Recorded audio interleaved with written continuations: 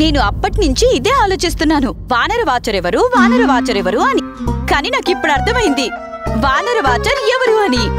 ఎవరు? పండిత రామకృష్ణ.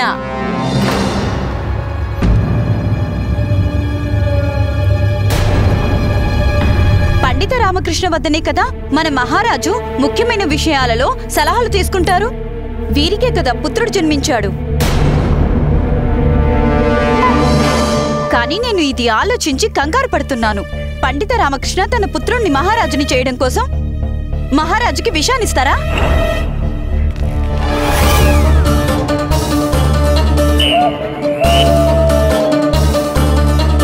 అదేంటి కథలో చెప్పారు, పుత్రమోహం అన్నింటికంటే గొప్ప మోహమని.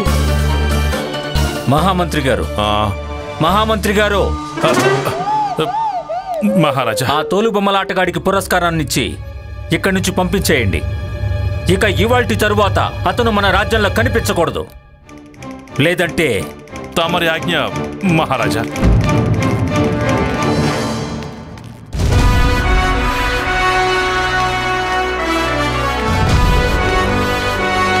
ప్రణామాలు మహారాజా.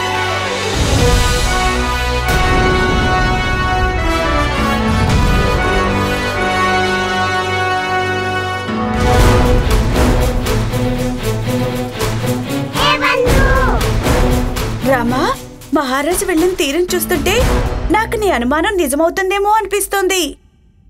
అవును బంధు, మహారాజు గారు చెప్పారు కదా, తోలుబొమ్మల ఆట అయిపోయిన తర్వాత వారు భాస్కర్కి ఏదో బహుమానం ఇవ్వాలనుకుంటున్నానని. కానీ మహారాజు గారు ఏమీ మాట్లాడకుండా వెళ్ళిపోయారేమిటి? నాకేదో సమస్య వస్తుందని అనుమానంగా ఉంది.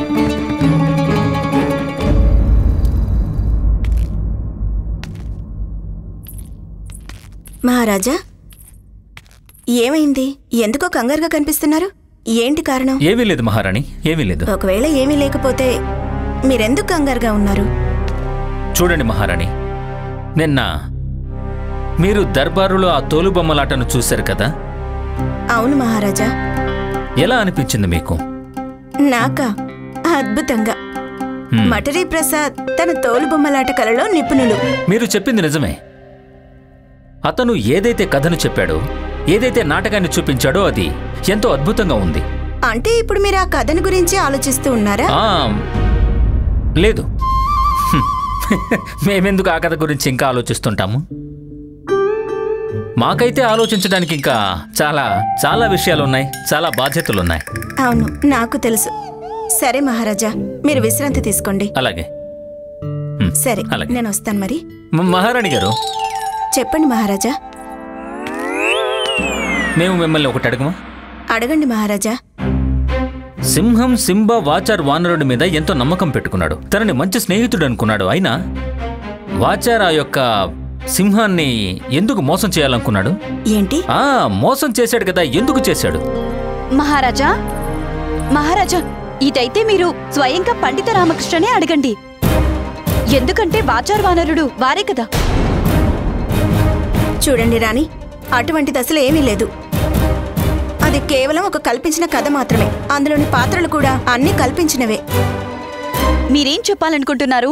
అంటే మన మహారాజు గారు నందనవన మహారాజు సింబ కాదు అనా? కాదు, మన మహారాజు విజయనగరం సామ్రాజ్యానికి శ్రీకృష్ణదేవరాయలు వారు. మీరు ఆ కథకు ఆధీనులయ్యి భ్రమితులు కాకండి. అది కేవలం ఒక కల్పించిన కథ అంతే. దానికి వాస్తవిక జీవితానికి ఎటువంటి సంబంధం లేదు. సంబంధం ఉంది మహారాణి చిన్నాదేవి, సంబంధం ఉంది. ఏ కళాకారుడైనా తన కథలకు ఆధారం వాస్తవిక జీవితం నుంచే తీసుకుంటాడు. చివరికి అది తోలుబొమ్మల కథ అయినా సరే. శుభరాత్రి.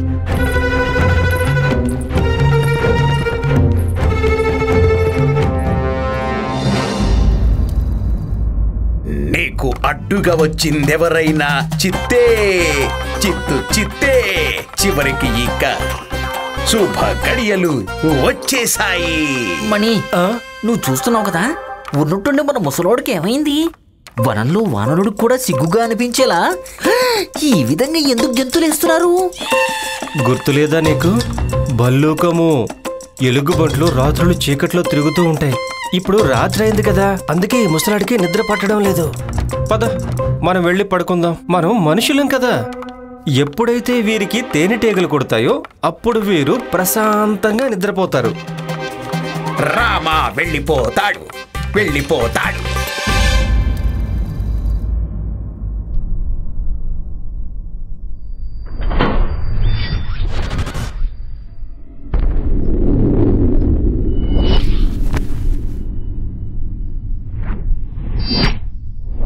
రామా, ఇప్పుడు నువ్వు నా వల నుండి తప్పించుకోవటం కష్టమే కాదు, అసాధ్యం కూడా.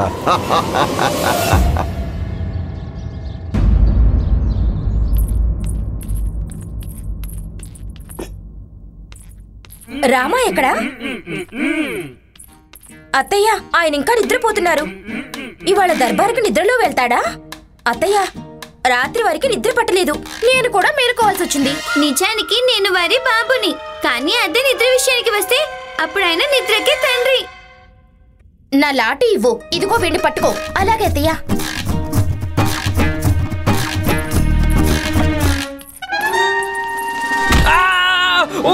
వద్దు బల్లూకం గారు, నన్ను కొట్టొద్దు. నేను నందనవనం వదిలేసి వెళ్ళిపోతాను. అత్తయ్య, మీరే చూడండి.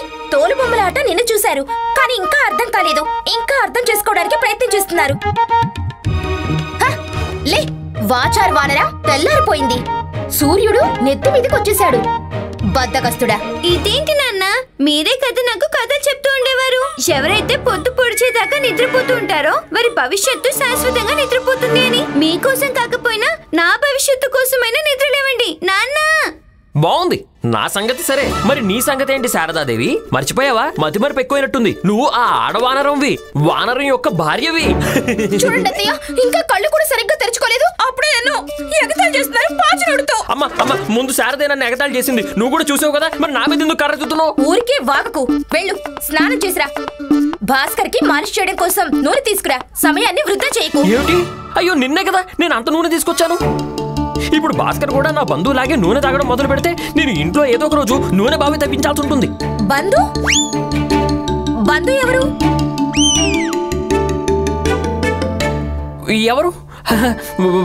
బంధు ఎవరు లేరే. బంధువు ఎవరు?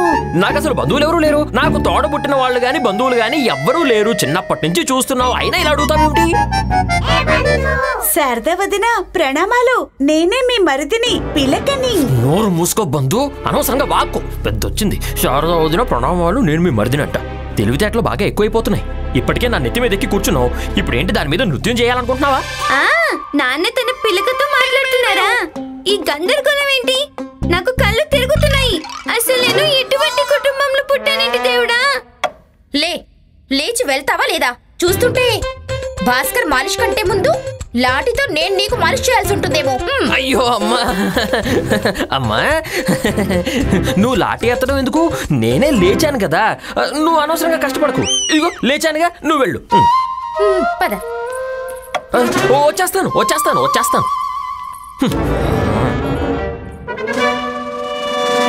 జగన్మాత, నిన్న తోలుబొమ్మలాట ప్రభావం నా మీద పడినట్టుగా మహారాజు గారి మీద మాత్రం పడకూడదు.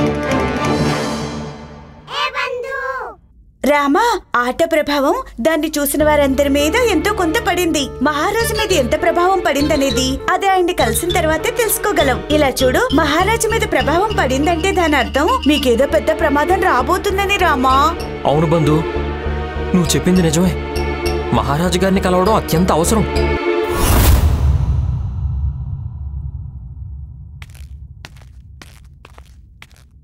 మహారాజు గారికి జయము.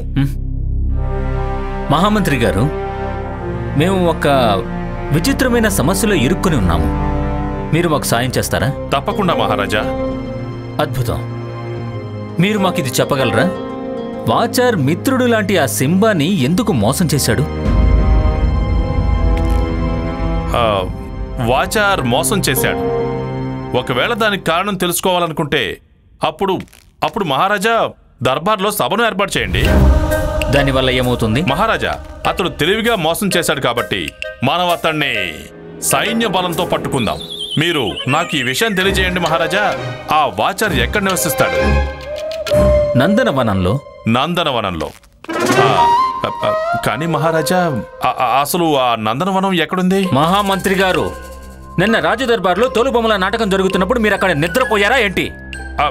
మీకు తెలుసా ఏంటి అది ఏం లేదు అది మహారాజా అది నాకు ఆ రోజు కొంచెం నిద్ర పట్టేసింది మహారాజా.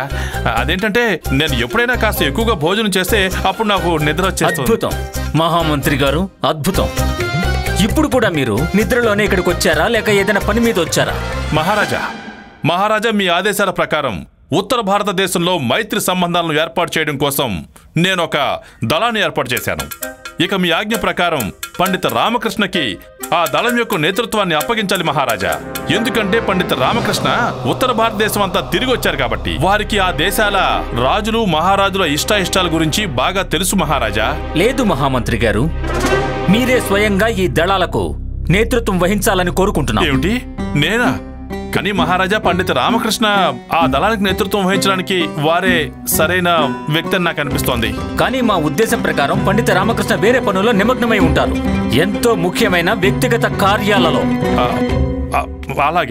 అలాగే మహారాజా. మహామంత్రి గారు, మహారాజా, మాకు ఇప్పటికీ అర్థం కావడం లేదు. వాచార్ వానరుడు సింబాని ఈ విధంగా ఎందుకు మోసం చేశాడు? మహారాజా, తనెందుకు మోసం చేస్తాడంటారు? అదైతే నాకు తెలీదు మహారాజా. మరైతే దీని గురించి ఎవరికి తెలుస్తుంది మహామంత్రి? ఎవరికి తెలీదు మహారాజా, ఎందుకంటే అది కల్పించిన కథ, మనోరంజనం కోసం ఆడినటువంటి ఒక నాటకం మహారాజా. లేదు మహామంత్రి గారు, మీరు మటరీ ప్రసాద్ని మా సమక్షానికి మళ్ళీ పిలిపించండి. మీరు మళ్ళీ ఆ నాటకాన్ని చూడాలనుకుంటున్నారా? లేదు మహామంత్రి గారు, ఆ నాటకాన్ని వారే కదా రచించింది, వారికి తప్పకుండా తెలిసే ఉంటుంది అసలు వాచార్ వానరుడు మహారాజు సింబాని ఎందుకు మోసం చేశాడు.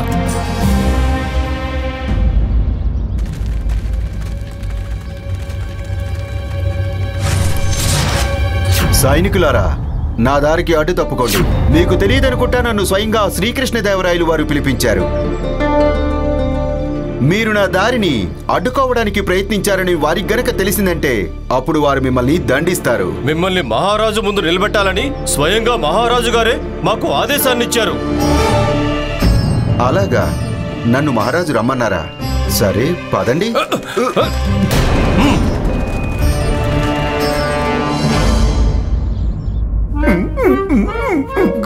గురుగారు ఈసారి నా భాగ్యరేఖలు నాకు ఎంతో బాగా కలిసిపోయాయి. నాకు ఒక అద్భుతమైన ఫలితం దక్కింది. దాని కారణంగా నా హృదయం ఒక్క నిమిషం కూడా ప్రశాంతంగా ఉండడం లేదు. ధడక్ ధడక్ ధడక్ ధడక్ ధడక్ ధడక్ అని కొట్టుకుంటోంది.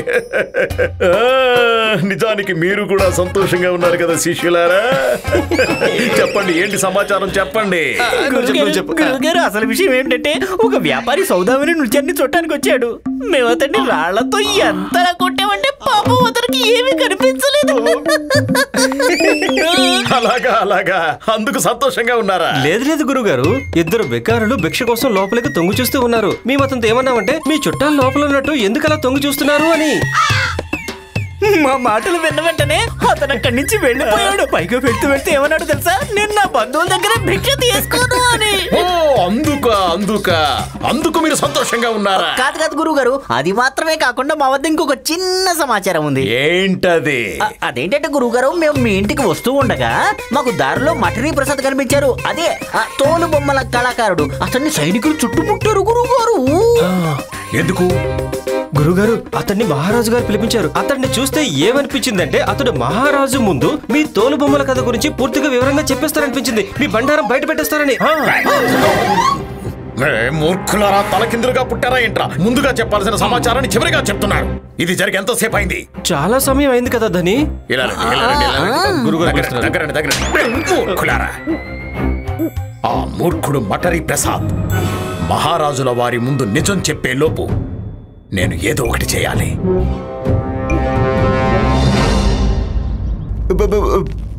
ప్రణామాలు మహారాజా. ప్రణామాలు మటరీ ప్రసాద్, ప్రణామాలు. మహారాజా, నేను పూర్తి నిర్దోషిని. నేనసలు ఏమీ చేయలేదు. మాకు తెలుసు మీరేమీ చేయలేదు అని. కానీ మీ చేతి వేళ్లతో ఆడేటువంటి తోలు బొమ్మలున్నాయి కదా, అవే కదా మొత్తం అంతా చేశాయి. పైగా వాటిని ఆడించేది మీరే కదా. కానీ మహారాజా ఆ ఆలోచన మొత్తం అంతా ఆ వాచార్ వానరుడి ఆలోచన అవునా? అవును అవును మహారాజా, మీరు సరిగ్గా చెప్పారు. ఏది కొట్టండి.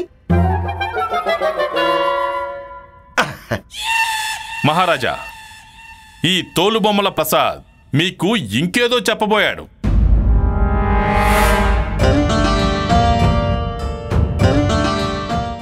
కథను రాసింది మీరు, దాన్ని ప్రదర్శించింది కూడా మీరే కదా. అందుకని మీకంటే బాగా ఇంకెవరికి తెలియకపోవచ్చు ఆ వాచార్ వానరుడు తన మిత్రుడైన సింహం సింబాని ఎందుకు మోసం చేశాడు. మహారాజా, మహారాజుల వారికి జయము జయము, మహారాజుల వారికి జయము జయము. ప్రణామాలు మహారాజా. ప్రణామాలు గురువర్య. మట్రి ప్రసాద్, నువ్వేంటి ఇక్కడ? ప్రదర్శన తర్వాత కూడా నువ్వు ఇంకా ఇక్కడే ఉన్నావా? ఎందుకు? నేను అన్నదానికి అర్థం ఏమిటంటే, నువ్వు ఇక్కడ ఎవరికైనా తోలుబొమ్మల ప్రదర్శన గురించి శిక్షణ ఇవ్వాలనుకుంటున్నావా? లేదు గురువర్య, నేను బయలుదేరిపోయాను. కానీ మహారాజు వారి సైనికులను ఇక్కడికి తీసుకొచ్చారు. ఎందుకు తీసుకొచ్చారు? నేను అన్నదానికి అర్థం ఏమిటంటే మట్రి ప్రసాద్, మా మహారాజు గారి హృదయం ఏదైతే ఉందో అది చాలా విశాలమైంది. వారికి అనిపించుంటుంది నీకు మరిన్ని పురస్కారాలు ఇస్తే బాగుంటుంది అని, అందుకే మళ్ళీ పిలిపించుంటారు. కానీ గురువర్య, మహారాజు గారు నాకు ఏదో ఇవ్వడం కోసం కాదు, తీసుకోవటం కోసం పిలిపించారు. నువ్వు మహారాజు గారికి ఏం చెప్పగలవు? జవాబు గురువర్య, జవాబు. మహారాజు గారు తెలుసుకోవాలనుకుంటున్నారు అసలు వాచార వానరుడు మహారాజు సింబని ఎందుకు మోసం చేశాడని. కానీ దానికోసం మీరు తిరిగి రావాల్సిన అవసరం ఏమొచ్చింది? అది నేను కూడా చెప్పగలను కదా. ఏమిటి మీరా గురువర్య? మహారాజా, అవును. కానీ మీరెలా చెప్పగలరు గురువర్య? ఈ కథ అయితే తోలుబొమ్మల కళాకారుడు ప్రసాద్ కదా. లేదు లేదు లేదు లేదు, ఈ కథ నాది కాదు మహామంత్రి గారు. మహామంత్రి గారు, మటరి ప్రసాద్ ఎవరనుకున్నారు? నిజమైన కళాకారుడు.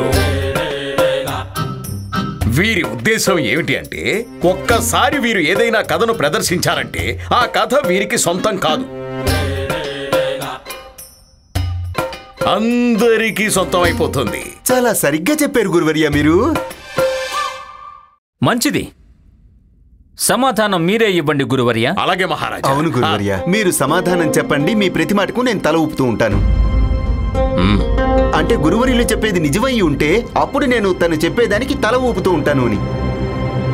గురువర్య, తమరి ఆజ్ఞ మహారాజా. క్షమించండి మహారాజా, ఇప్పుడు నేను కొన్ని విపరీత పదాలను ప్రయోగించబోతున్నాను. మహారాజా, రెండు వస్తువులు ఎప్పుడూ తిన్నగా ఉండలేవు. ఒకటి సునకము యొక్క తోక, ఇక రెండవది దుష్టమానవుడి ప్రవృత్తి. ఇక ఈ వాచారా వానరుడు, దాని స్వభావం నీచమైనదే. అది చాలా తెలివైన, దుష్టమైన, స్వార్థం కలిగి ఉన్న వానరం. కానీ సింహం సింబ సాన్నిధ్యంలో దాని స్వభావం కాస్త స్థిరంగా నిలిచింది. కానీ ఎప్పుడైతే తనకి పుత్రుడు జన్మించడం జరిగిందో అప్పుడు మళ్ళీ తన స్వభావం నిద్రలేచింది. అతను మళ్ళీ ఇంతకు ముందులాగా మోసాలు చెయ్యాలి అనే ఆలోచనకొచ్చాడు. అలాగే మహారాజా తను ఇది మరిచాడు సింహం సింబ అతని కోసం ఏమేం చేశాడు అని. మీ సమక్షంలో మీ ఈ మహా ఉత్సవంలోకి వచ్చేశాడు, అది కూడా శ్రీకృష్ణుడి వేషంలో. మందిరంలో నిప్పట్టుకుంది మహారాజా, ఆ పండిత రామకృష్ణ పారిపోయాడు. మరి మహారాజా, సమాధానం లభించిందా? లభించింది. మాకు మా ప్రశ్నకి సమాధానం లభించింది.